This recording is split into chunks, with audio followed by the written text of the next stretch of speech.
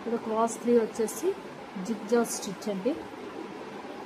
దానికి first start చేసి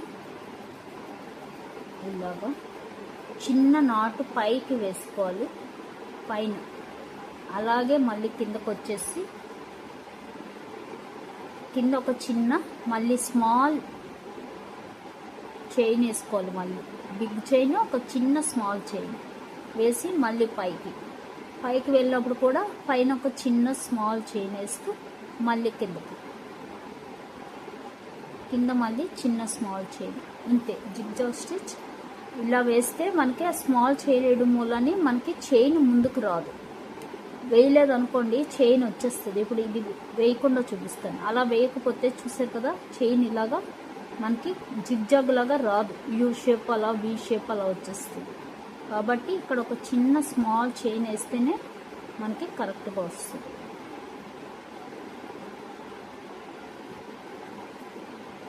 ఇలాగ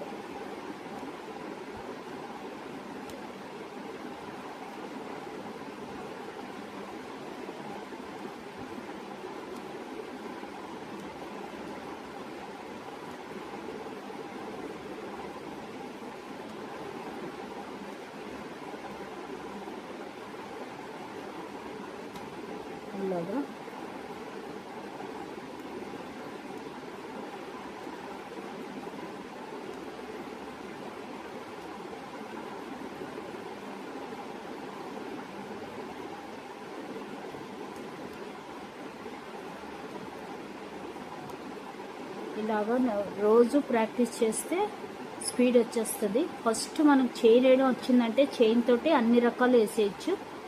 మెయిన్ ఇందులో చైన్ వేయడమే. అంతే, జిగ్జాగ్ స్టిచ్ అయిపోయింది.